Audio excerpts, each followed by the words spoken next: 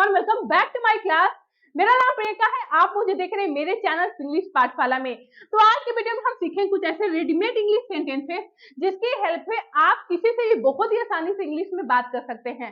देखिए, कभी ऐसा होता है ना कि हम हंसी मजाक में किसी से कुछ ऐसा कह देते हैं कि सामने वाले को बुरा लग जाता है और हम ये कहना चाहते हैं कि इसे दिल पर मत लेना। एक और एग्जांपल्स देखिए, जैसे किसी के साथ कुछ बुरा हो जाता है और उसको लेके बहुत ही अपसेट है, बहुत ही परेशान है और आप उनको दिलासा दिलाते हैं कि जो हो गया सो हो गया, चिंता मत करो। तो क्या आपको पता है कि इन सारी चीजों को आप इंग्लिश में कैसे कहेंगे कि जो हो गया सो हो गया, इसे दिल पर मत लो। तो इसी तरह के सेंटेंसेस आज हम सीखने वाले हैं जिसकी हेल्प से आप बहुत ही आसानी से किसी से भी इंग्लिश में बात कर सकते हैं। तो without wasting time let's get started the. तो आज का हमारा फर्स्ट एक्सप्रेशन है लेट बायगॉन्स बी बायगॉन्स। इसका मतलब है कि जो हो गया सो हो गया।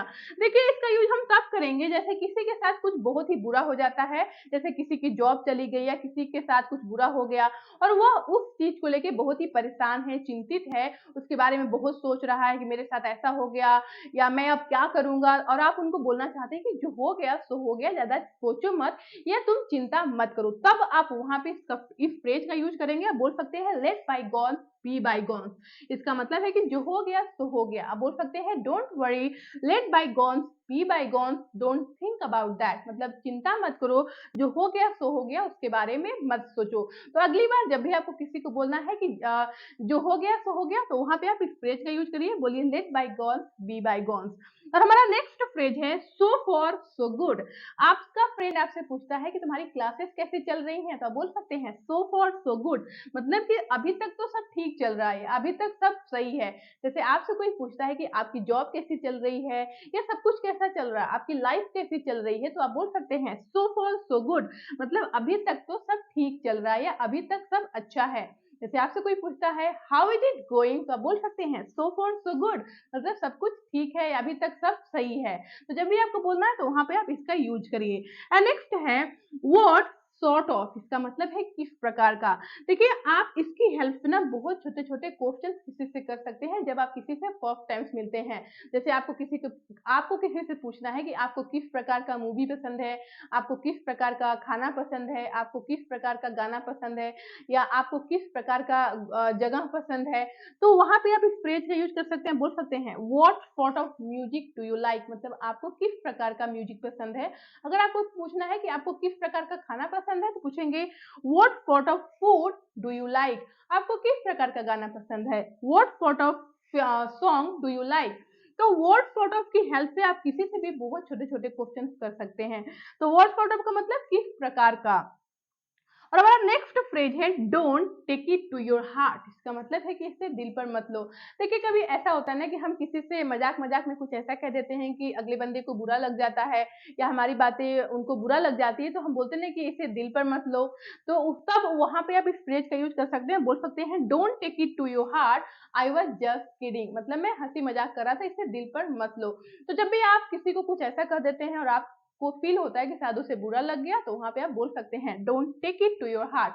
मतलब इसे दिल पर मत लेना, बस मैंने ऐसे ही कहा था, don't take it to your heart. Okay. Next है मार्क माई वर्ड्स। का मतलब है कि मेरी बात लिख लो। अगर आप किसी चीज को लेके बहुत ही श्योर हैं, 100% श्योर हैं कि ऐसा ही होने वाला है, तब आप बोल सकते हैं मार्क माई वर्ड्स। मतलब मेरी बात लिख लो। तो जैसे आपको बोलना है ना कि वह पार्टी में नहीं आएगी, मेरी बात तुम लिख लो, तो बोल सकते हैं she will not come to the party, mark my words. मतलब वो नहीं आएगी, मेरी बात तुम लिख लो।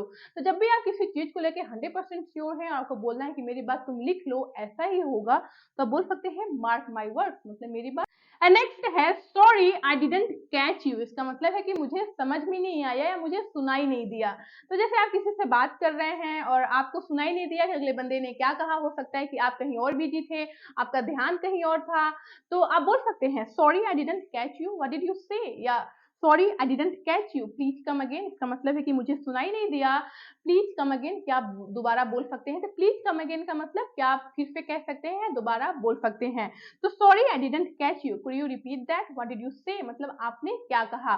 तो sorry I didn't catch you का मतलब मुझे सुनाई नहीं दिया, या हो सकता है कि अगले बंदे ने कुछ ऐसा वर्ड बोला है जिसका मतलब भी आपको नहीं पता है, तब भी आप बोल सकते हैं sorry I didn't catch you. मतलब आपकी बात मुझे समझ में नहीं आई, आपने क्या कहा, तो बोल सकते हैं sorry I didn't catch you, what did you से। Could you repeat that? क्या आप दोबारा बोल सकते हैं? तो जब भी आपको बोलना है तो इस सेंस में आप इसका यूज करेंगे। नेक्स्ट है लकी यू, इसका मतलब है कि तुम बहुत ही किस्मत वाले हो या तुम्हारी किस्मत बहुत ही अच्छी है। जैसे आपका फ्रेंड कोई एग्जाम्स दिया तो उसका बहुत अच्छा मार्क्स आया तो आप बोल सकते हैं लकी यू, मतलब तुम तो बहुत ही किस्मत वाले हो। या किसी की जॉब लग गई है तभी आप बोल सकते हैं लकी यू, यार तुम बहुत ही किस्मत वाले हो या तुम बहुत ही भाग्यशाली हो जो तुम्हारी जॉब लग गई। तो लकी यू का मतलब तुम बहुत ही किस्मत वाले हो या तुम बहुत ही भाग्यशाली हो। तो जब भी आपको बोलना है बोलिए लकी यू मैन, मतलब तुम बहुत ही किस्मत वाले हो। तो जब भी आपको बोलना है बोलिए लकी यू। एंड अगला है डोंट स्पीक इन बिटवीन, इसका मतलब है कि बीच में मत बोलो। तो देखिए अगर आप किसी से बात करें और बीच में कोई और बोलता है तो बोल सकते हैं डोंट स्पीक इन बिटवीन। या आपका किसी के साथ बहस हो गया है, आर्ग्यू हो गया है और बीच में कोई और बोल रहा है तो बोल सकते हैं excuse me don't speak in between, क्षमा कीजिएगा आप बीच में मत बोलिए। तो जब भी आपको किसी को बोलना है कि बीच में मत बोलो तो उसकी इंग्लिश होगी don't speak in between. Between का मतलब बीच में, तो बीच में मत बोलो डोंट स्पीक इन बिटवीन।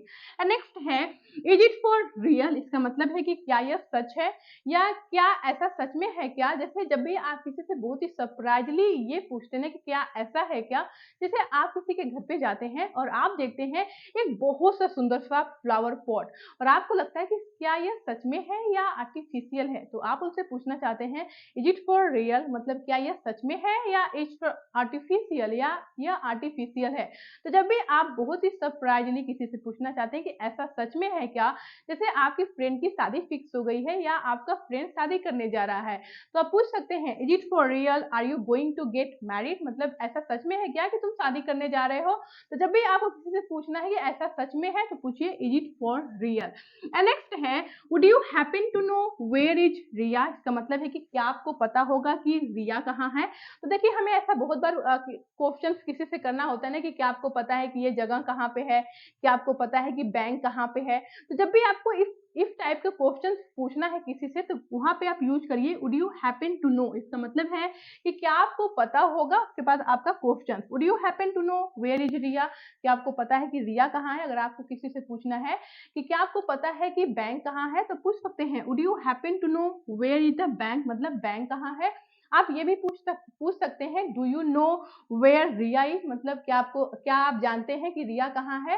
तो आप डू यू नो ना बोल के आप बोल सकते हैं would you happen to know. अगर आप थोड़ा सा पोलाइट साउंड करना चाहते हैं या थोड़ा एडवांस इंग्लिश बोलना चाहते हैं तो डू यू नो की जगह बोलिए would you happen to know. उसके बाद आपको जो भी क्वेश्चन करना है आप पूछ सकते हैं। नेक्स्ट है इट फ्लिप्ड माय माइंड, इसका मतलब है कि मेरे दिमाग से निकल गया या मैं भूल गया। देखिए बहुत बार ऐसा होता है ना कि हमें कोई काम करना होता है, किसी को कॉल करना होता है, किसी को बर्थडे विश करना होता है या कोई सामान घर पे ले जाना होता है और हमारे दिमाग से निकल जाता है, हम भूल जाते हैं।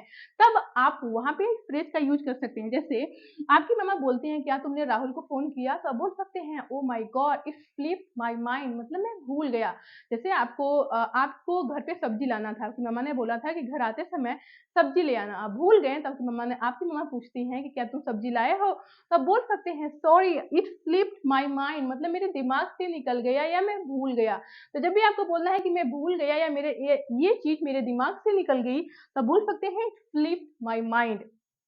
नेक्स्ट है did you get my point, इसका मतलब है कि क्या आपको मेरी बात समझ में आई।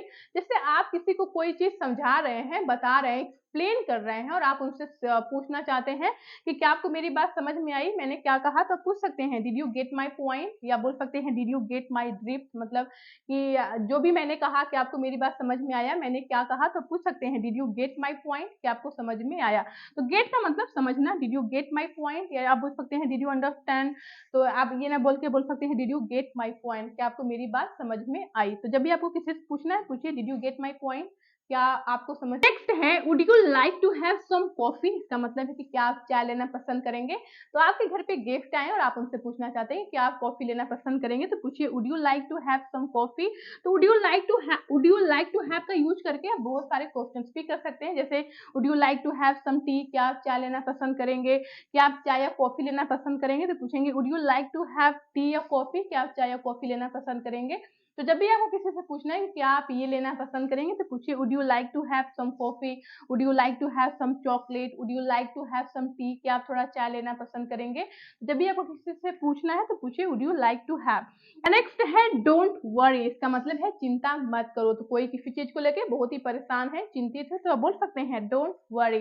डोंट वरी की जगह बोल सकते हैं डोंट पैनिक, मतलब चिंता मत करो। तो किसी को बोलना है कि चिंता मत करो तो बोलिए डोंट वरी। तो आज का हमारा लास्ट फ्रेज है टेक योर टाइम, इसका मतलब है अपना समय लो। तो आपने किसी को कुछ काम करने के लिए दिया और आप उनको बोलना चाहते हैं कि अपना समय लेकर इसे आराम से करना, तो बोल सकते हैं टेक योर टाइम, मतलब अपना समय लो, आराम से करना, कोई हड़बड़ी नहीं है, कोई जल्दी नहीं है। तो बोल सकते हैं टेक योर टाइम, मतलब डोंट रश, मतलब जल्दबाजी मत करो या जल्दबाजी मत करना। टेक योर टाइम मतलब अपना समय लो, भरपूर समय लो, जितना भी तुम्हें समय लगे। तो टेक योर टाइम मतलब अपना समय लो। तो आज के वीडियो में आपने कुछ ऐसे सेंटेंसेस सीखे हैं जिसकी हेल्प से बहुत ही आसानी से आप किसी से भी इंग्लिश में बात करने की शुरुआत कर सकते हैं। तो अगर आपको ये वीडियो पसंद आई हो और आप इस वीडियो से कुछ भी सीख पाए हैं और आपको लगता है कि वीडियो आपके काम की लगी हो, तो please like the video, subscribe my channel. Subscribe करने के बाद एक बेल आइकन आएगा, उसे भी प्रेस जरूर से करिएगा, जैसे मेरी ऐसी ही अगली वीडियो आप नेक्स्ट टाइम देख पाए। तो मिलते हैं नेक्स्ट वीडियो के साथ, तब तक के लिए bye bye and keep practising.